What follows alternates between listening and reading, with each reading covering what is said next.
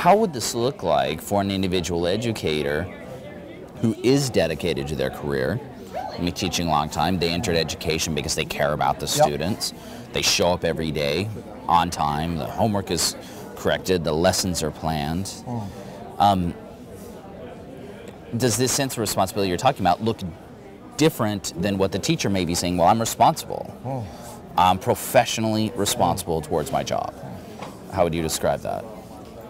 When I go to my dentist, I ask my dentist how they improve. Because I'm kind of interested in that, because my teeth are at stake, and I'm a victim of British dentistry, which is a contradiction in terms. It's an oxymoron. There's nothing worse. Watch all those old movies with English people with bad teeth, and you'll get a sense of it, basically. So when I go to my dentist, I'm very interested in how they improve. And what my dentist says is not, well, I'm responsible and I really care about my patients, but basically I believe in improving by trial and error. And so if you just open wide, if you don't scream too much, probably I know I'm on the right track. No, my dentist says he reads a lot. Actually, she now, it's my dentist in Canada who was a he. They read a lot. They read not only about techniques of dentistry, but how to make their patients feel more at ease, more comfortable, less nervous. They work with people collectively in their practice. They meet regularly. All the dentists, the hygienists, the dental assistants, the secretaries, and they're all engaged in how their patients feel when they come into the office. And they go to the dental hospital to watch people practice. What are the latest techniques in dentistry that they can learn, that they can pick up over time? And so the responsibility of a teacher professionally is that you are not responsible if you're not learning how to improve by what you read, by what you look at, by how you listen to your patients, by how you interact with your colleagues, by how you go to look at experts, by how you connect with other dental practices and what you pick up from them. And it's the same in teaching. Wow, wow. So does this have to happen at the macro level in order for it to, succeed at the micro level? So in the sense, does a system have to change towards this fourth way in order for schools to get there? That's an extremely good question.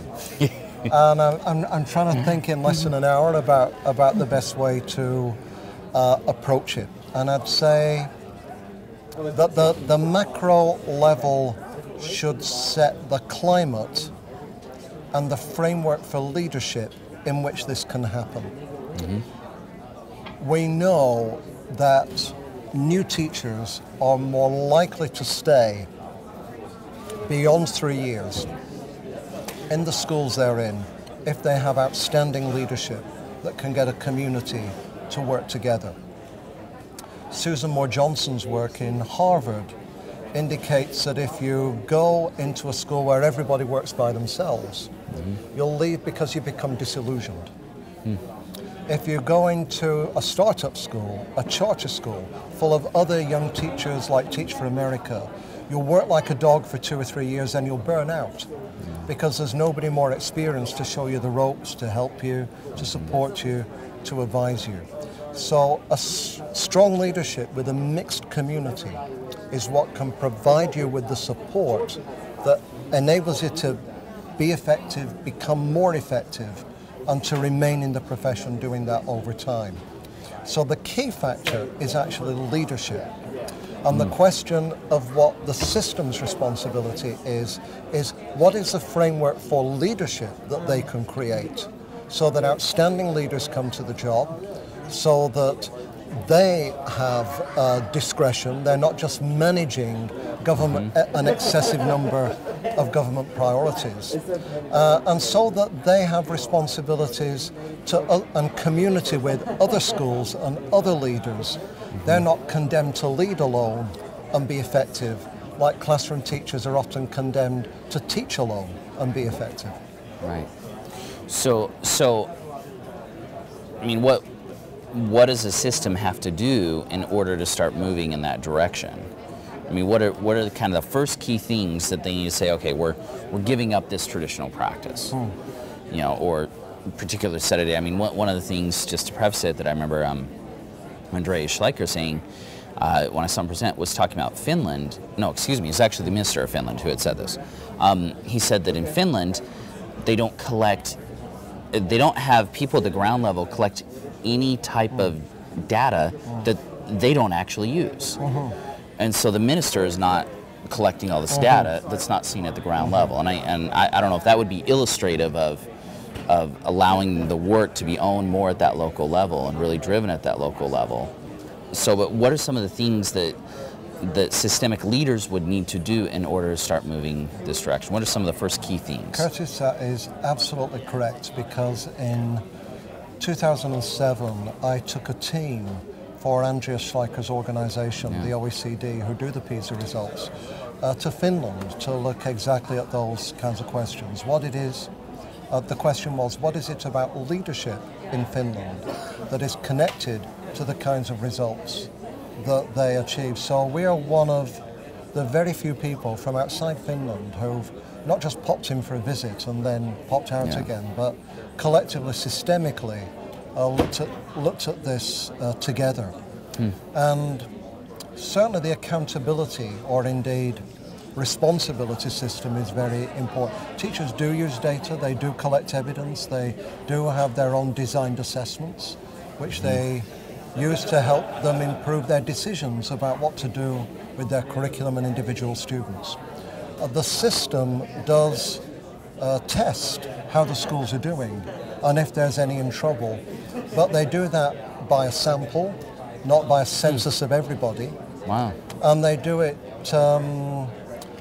confidentially, so it's not public. And therefore, one of the things we argue for in the fourth way, because Finland's not alone, is that actually you don't need to test everybody to know how the system is doing. Industry doesn't test every item that comes off the production line. It's bad capitalism to do that. It's imprudent. And if you only test a sample, you can't teach for the test. You can't cheat to get the results up in your system to get you a few more votes. And so it's actually better accountability for the public. It's fairer, it's more objective to test by sample, and it's less expensive. Where you do need investment is giving teachers more technical and human support about how to improve the assessments that they use with their students, to give them diagnostic feedback so that they can help them more. So if I have a couple questions in response to this, but one is, if a school system isn't testing every single student, the paradigm that we understand right now is that by doing that, we are identifying those students who are at risk now, so we can immediately serve them. So how does a school system go about identifying the immediate student now if they're only engaging in sampling? Okay. Well, let's take Finland as an example. I don't want to keep talking about Finland, but since you raised it, Finland does monitor is not the right kind of word, but one of the things that Finnish teachers say is we know our students really well. We have small classes, we have very good relationships with our students, and we're not, the principals say, constantly inundated with external initiatives that we're always having, or grants or money bombs, that we're always having to react to with pieces of paper. We can concentrate on students, learning, and our classes. Now, so the first thing is not to monitor, test, track. In fact, often you monitor, test, track because you don't have relationships and you fail to know your students well, and you're too easily distracted by other things. And so the next thing is about 50% of students in Finland, by the time they have left high school, will at some point have been into special education. Wow. 50%. Because special education is not a medical category that marks you for life. It's not a way of saying I have a permanent learning disability. It's a way of saying this student has a problem with algebra, they're struggling with it. Let's get them some help and give them some special education support to do that. And so special education support will come in. So kids are diagnosed and watched all the time. And teachers watch because they know their kids well all the time. And there's always interventions, but it's not legalistic like it is in the United States. And it's not a kind of medical label that's given to people. And the first intervention is in the classroom, the second is some support, and the third, in the extreme case, is to take kids out for a while and put them somewhere else, and then they'll come back in.